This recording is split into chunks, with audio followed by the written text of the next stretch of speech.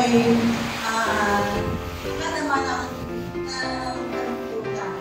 Kasi naalala ko si Sister Ella.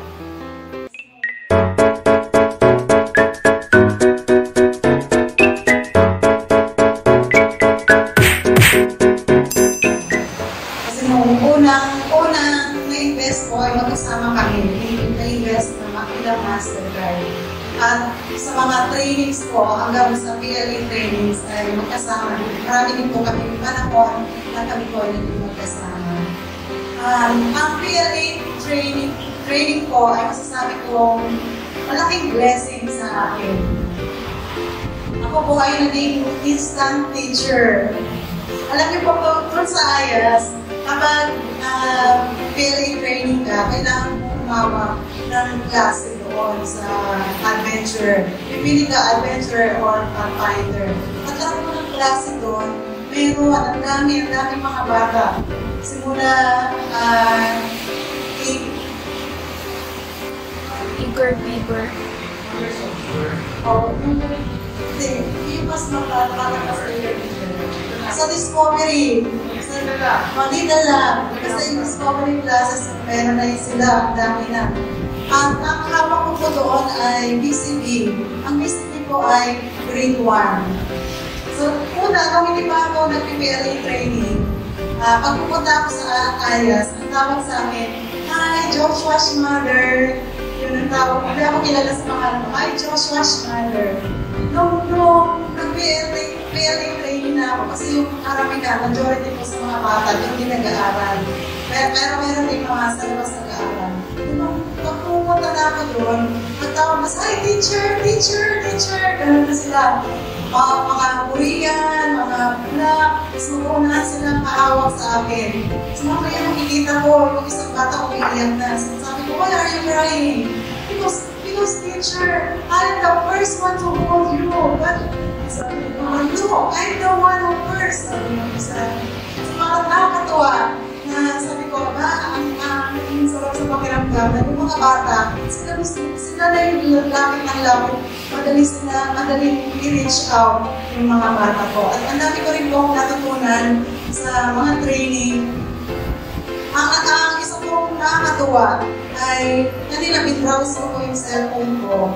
Kung tingnan ko ako anong data ko na invest as PLA. Na-award as PLA. February 28 po. Bago mag-lockdown, na-invest ko kami sa IAS. Nakakatuwa ko sabi ko, at least, kasi nung after na nag-lockdown, sinisigaw ng Central Luzon hanggang ng MPUC na ma-invest, patuloy pa rin yung awarding ng PLA. Dapat diba sa Baguio. Pero hindi rin po natuloy yung sa Baguio dahil po sa sitwasyon. So sabi ko, buti na lang, tapos na rin kami sa amin. Marami po ako personally na mga natutunan. Unang-una syempre yung self-discipline. Kasi lalo na sa nasasabi sa amin, pag may klase ka, pag type A uniform, pag sinabi mo type A uniform, pati ikaw ang teacher, dapat ikaw yung nauunin ng type A. Sasabihin, ang mga bata ko ay very observant sila. Sasabihin nila, "Teacher, you said we should wear type A today, but why you didn't wear any type A in your uniform? Why you're not in your uniform?" So dapat, pag sinabi mong complete, pati kami po pag nakita niyo po sa IAS, parang kami mga adventurer. Meron kami adventurer camp, complete yung type A sa mga sash. So, yung sash hanggang sa shoes. Kasi pag sinabi mong naka-uniform, dapat ikaw po ay ikaw yung magiging model nila. So yun po yung isang natutunan ko sa aking training na dapat ikaw yung magiging model sa iyong mga tuturuan. So kahit saan ka pumunta, magiging tayo po yung model nila at makita po ang Panginoon sa atin. So yun lang po at nawa po patuloy po natin suportahan ang ating ministry, Pathfinder Ministry. Sa lahat po ng mga nag-training, encourage po kayo na pagpatuloy po tayo kahit sabi nga ni Sir Nilo, kahit ganito yung sitwasyon natin, kailangan nagpapatuloy pa rin yung ating ministry. At ang Central Luzon Conference po ay nagbibigay pa rin patuloy sa kabila ng sitwasyon natin. Meron pa rin po sila mga ginagawa mga programa para hindi po matigil yung ating pagpayan ng ministry.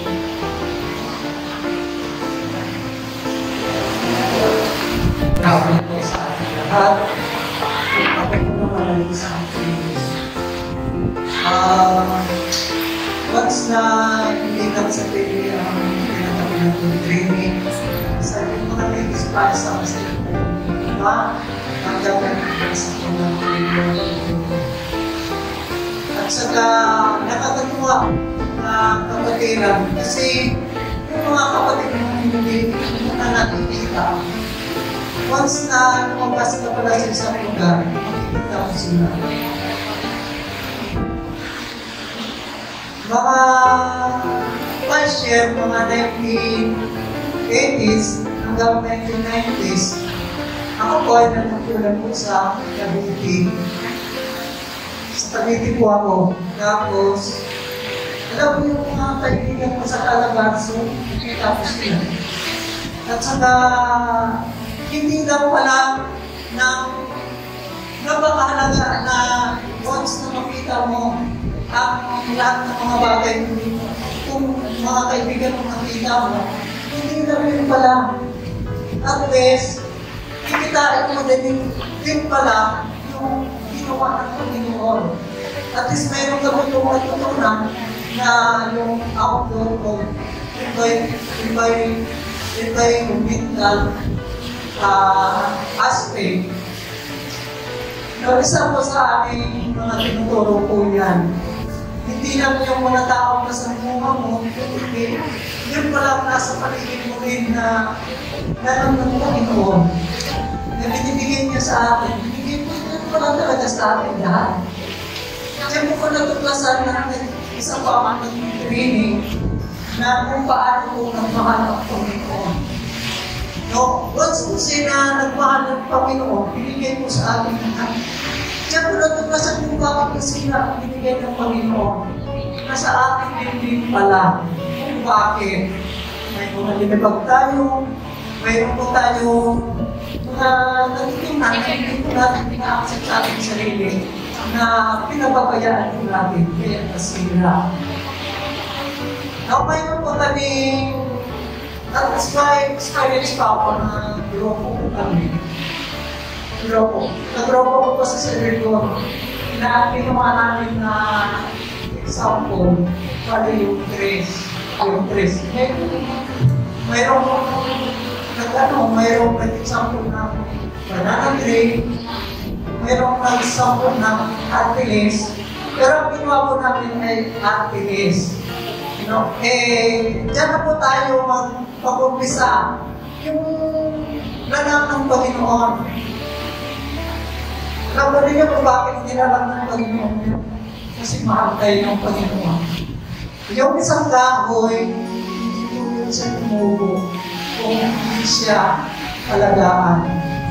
Hindi po lang siya, hindi po siya patubo kung hindi mo mag-create kung paano siya patubuhin, kung paano siya bubuhay. Una po pala, mag-contribute po tayo. Contribute po natin ng isang halaman, tapos uungay po tayo kung gusto tayo po pagpatubo. So, ito natin yung halaman, so itatanim natin. Ang gagawin natin, ipipit natin siya for CPPR para po siya mabuhay. Hindi lang po siya sa itatanim po natin, pabayaan natin. Hindi po siya, alagaan po siya. Paano tayo magkalata? Binibigyan po natin siya para siya tumubo, lumaki. So, ang Panginoong Jesus po noong araw ay pinakita po niya kung paano tayo pinag-contribute niya. Yung Panginoon, nung at wala pa kong nasasakit, lalakad lang po Panginoon. Ang kanya na po mga kakampi, yung po mga disciple niya. paano, ang plano ng Panginoon, paano niya mapalakog na may natalag niya yung kanyang love sa mga tao. Yung mga tao na nasa paligid niya, hindi na maganda. Pero ang ginawa ng Panginoon, sinuwalat niya ang magandang pamalita. Diba? Sinuwalat niya yun. Tinatanim niya sa pamamagitan ng mayroon hindi din siya nag-iisa, hindi kukuha din siya ng mga kagabi. So sa ngayon pagkakataon nito, ay isang po pala ako nagawin ng Panginoon na nagsasawalan ng magandang pamalita. Kasi kung paano natin kultivate, paano natin pagkakalakihin, nasa paligid lang natin yung mga tao na dapat natin kultivihin. Ganyan ko yung na-realize ko doon sa pag-training, nakita ko yung mga kapatiran. Ako importante ko na lang ang pag-cultivate kung paano ko siya papanaluin. So, papanaluin natin sa mga ng Panginoon. O pa, kumarap ko ito, i-encourage ko po sa mga fighter na sana po lang kung papatuloy ko sila. Hindi na po yung sa ngayon ang importante. Ang bukas po ay hindi natin alam. Kaya lang po ako. Pandemic sa Pasay. Wala po ako. Kasi nag-start po ang pandemic na sa Cavite pa po ako noon. Nag-start ako dito sa church. Nito lang po, November lang ata po ako naka-church ulit. And then, October or November po. Yung mga activities po sa Pathfindery, ayan, may naalala po ako. Kasi po nito pong pandemic, sabi ko, talagang pinag-pray ko po sa Panginoon. Sabi ko, Lord, kung meron man kayong divine appointment para sa akin, I will accept it. And may mga different churches na nag-chat sa akin about sa kanilang Pathfindery. Halimbawa po, ano po sila, Pathfinder Day nila that time sa Gagalangin. sa may Gagalangin Church. In-invite ako ng kanilang evening kung pwede ko akong mag-speak sa kanila sa divine program nila. And then, syempre pinag-pray ko yun sa Panginoon. Kung meron na siyang appointment sa akin, I will go. Kaya nag-go po ako, tapos may mga nag-invite din po sa akin sa magsaysay, then I go for it. Kasi para naman po yun sa Panginoon. Tsaka mas nare-remind po tayo kapag tayo po yung sasalita, di ba po? Pag nagsasalita po tayo lagi, mas nare-remind po tayo ng Banal na Espiritu na gawin natin kung ano po yung sinasabi natin. Kaya ayun po yung natutunan ko nitong pandemic na talaga kailangan mag-depend talaga po tayo sa Panginoon kasi talagang sa mga panahon po ito ay grabe gumawa ang kaaway. Maraming devices ang kaaway para rin natin po tayo.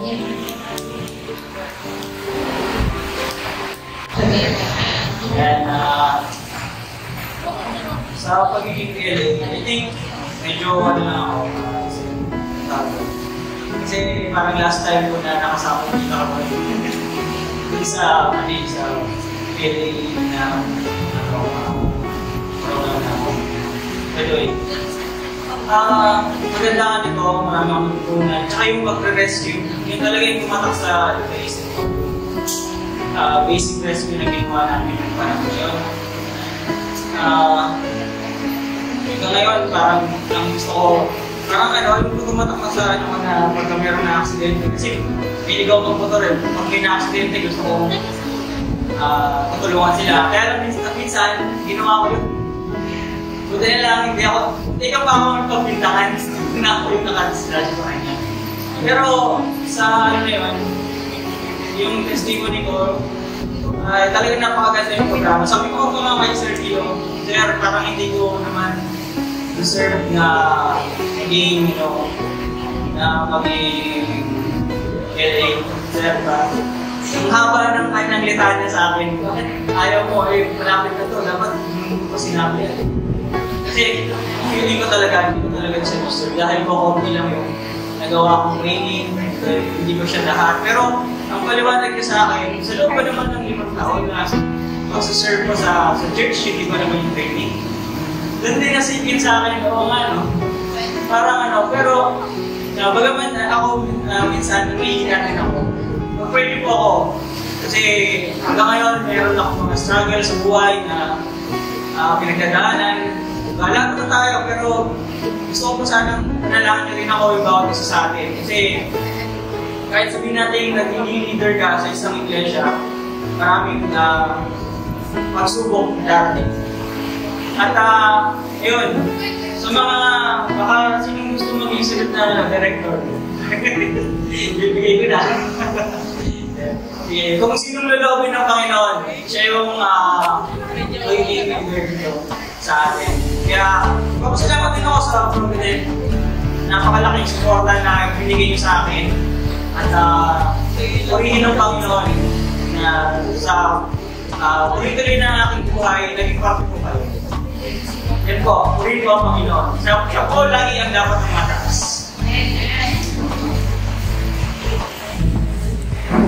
Pastor Gabe na, in the years na sila ay nasa loob ng church, o nasa labas ng church, naglilingkod sa pagtutulong sa kabataan, sa pagkilala sa kabataan, etc. Ngayon, yung PLA program is added only to the training para ma-establish lalo ang kanilang leadership. Ngayon, ang kanilang pagiging master guide, simula na na-invest sila, gano'n ang katagal itong paglilingkod niya ito sa kanilang church. Ito ay ino-obserbahan po. Sino po nag-obserba? Malamang hindi po kayo. Pero alam po ninyo, nakikita nyo rin po. Pero ang mas dito nag-obserba rito ay ang ating mga leader from our conference. Kung sila ba ay karapat-dapat ng bigyan ng award sa kanilang ginagawang paglilingkod. At kung nagpapasalamat, isa po sa kabahagi ng ating konferensya na sumusubaybay sa lahat po ng churches. Kaya po ay hindi po dito nananatili sa church. Sapagkat iniikot po yung bawat church.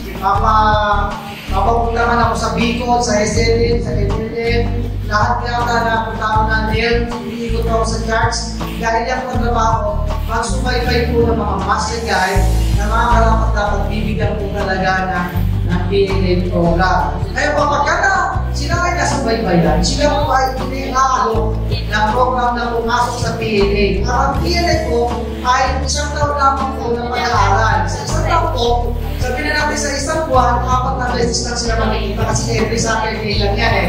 Pero wala po may programa na likod that is staffing or yung activity na hindi para sa Sabado na dapat gawin sa linggo. Yun po yun.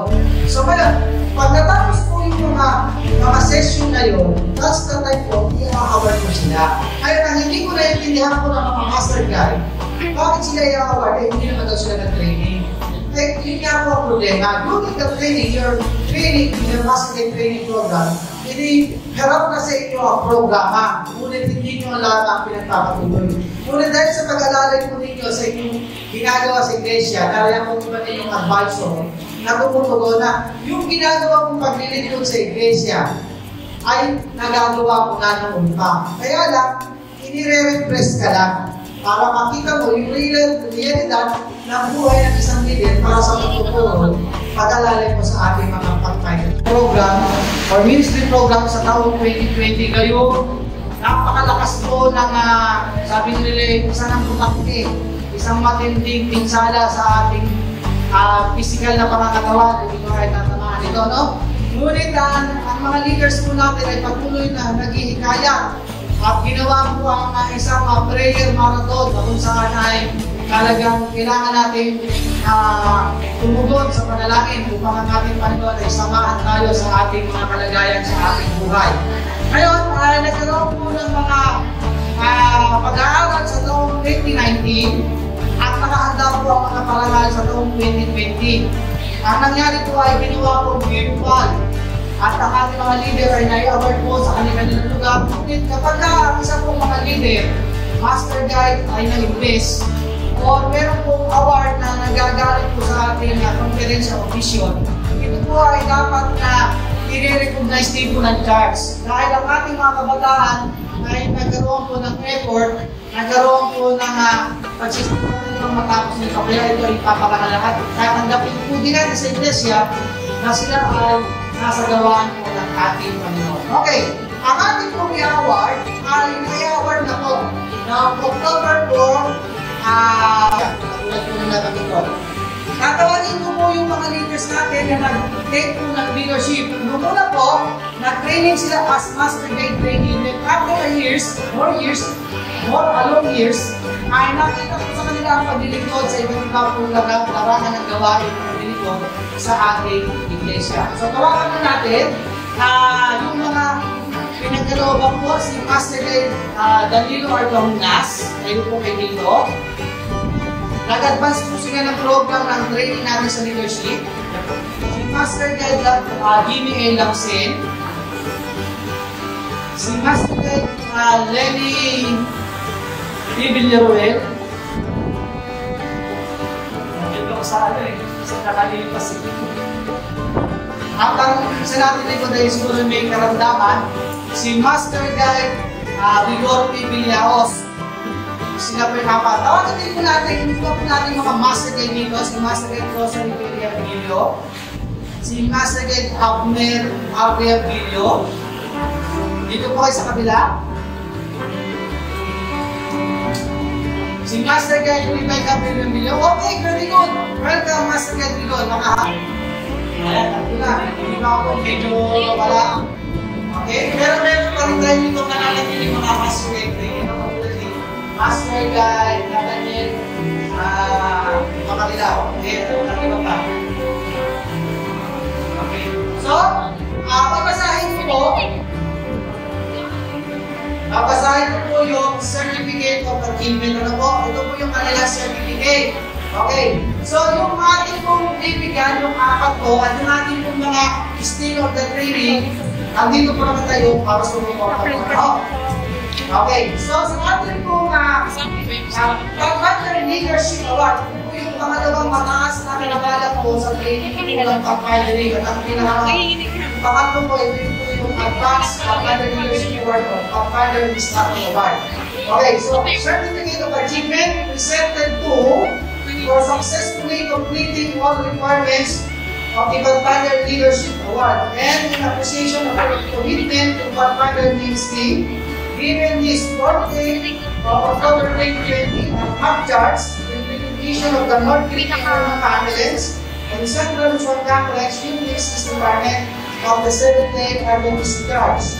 Signed by Group Director, PLA, PI Defense Officer, Pastor David B. Morado, Group Director, North Philippine Ambulance, Pastor Geronimo Inviernes Union, Group Director, PLA Defense Officer, Central Luzon Complex, PLA Awarding Coordinator, Mark Church Pastor, Central Luzon Complex, Pastor Dimel C. of Syrian Catholic Union, Master Dominic Marasigan, Instructor, PLA Awarding Coordinator, Avenger Catholic Club Instructor. Given these two, so ito na po. Una po pong bibigyan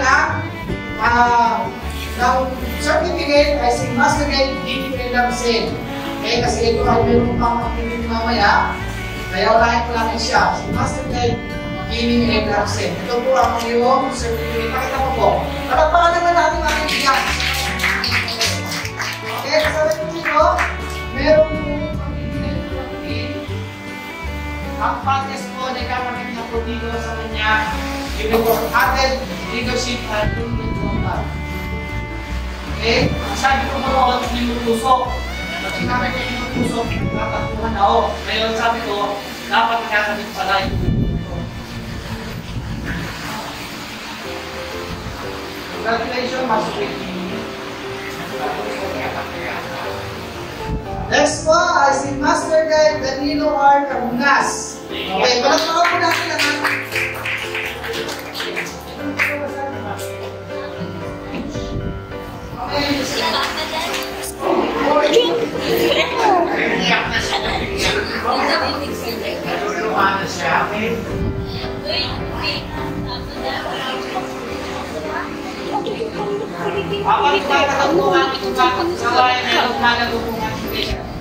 okay, si Master Guide Lenny P. Villaruel,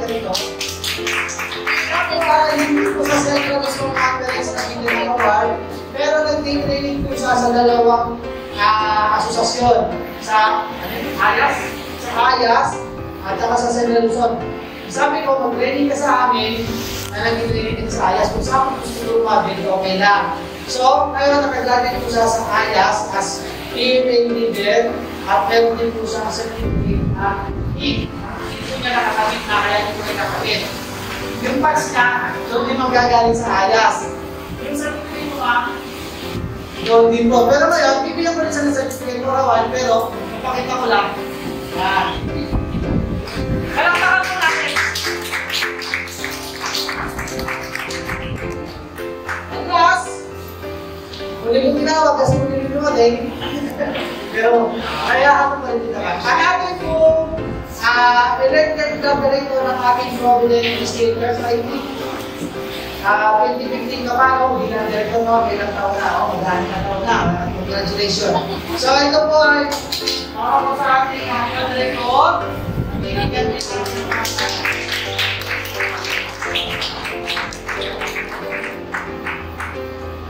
Kasama ng batch. Okay. So sila po yung apat. Ganun dito pa marami naman po mga skill na sa PLA. At pala ako dito mga problema lang po, hindi nagsisikot eh. Kahit camping mo lang hindi nagsisikot kasi nandito pa sa situation natin. Pero sabi ko sa ating leader, gusto ko nga award din sila. Pero siguro ang gagawin mo bilang conference officer committee, bibigyan ko sila ng pakapyaw na award. Sasabihin ko ay sila ay kinikilala rin baka ma-award balang araw. Ano po? Yan. May maganda. At sigurado po yun kasi nakapumutulong sila sa ating iglesia. Okay.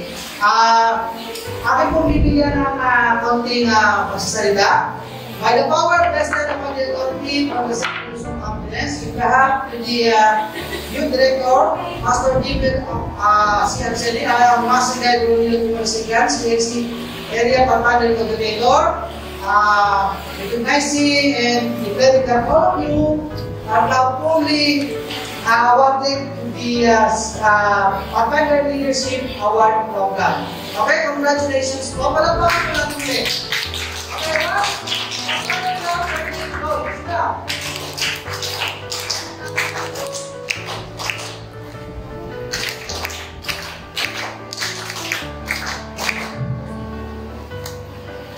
Okay, you may be seated. Nag-iisang adventure. Tinatawag niyo ako, tatlo, si Robin. Uy, tatlo kayo na eh. Si Robin.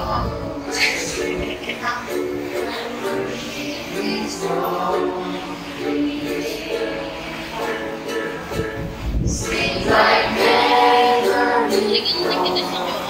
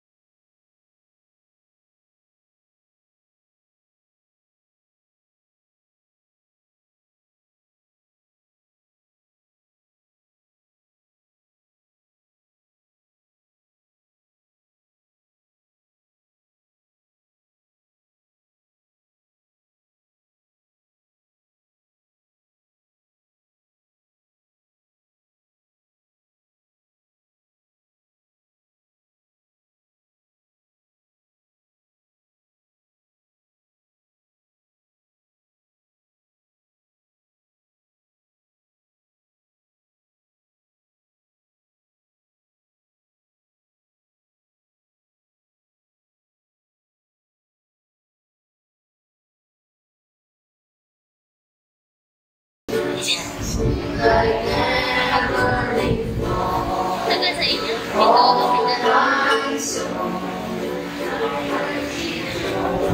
ano yung kamay ko? Ano yung kamay mo? May bakit ko?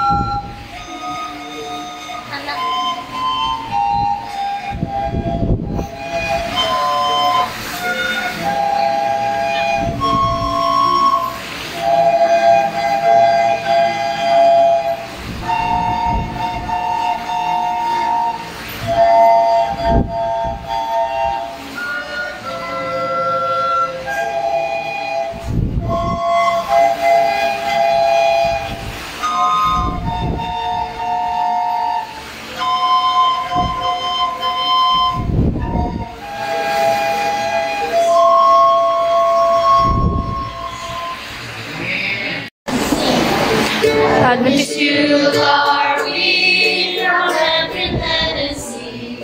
Together we pray and work and play in happy harmony. We have a faith to share with others everywhere. A message of love from God above to show the world we care. Adventist youth, Adventist youth, Adventist youth are we from every land and sea. Together we pray and work and play in happy harmony. We have a faith to share with others everywhere. A message of love from God above to share the world we care. Adventist youth, Adventist youth, Adventist youth. We are the pathfinders road. The servants of God are we. Faithful as we march along in kindness to and purity. A message to tell to the world, the truth that will set us free. In Jesus the Savior's coming back for you and me. We are the pathfinders strong, the servants of God are we. Grateful as we march along in kindness, truth, and purity. A message to tell to the world, the truth that will set us free. In Jesus the Savior's coming back for you and me. Ano? At magpapakain mo sa pangalan.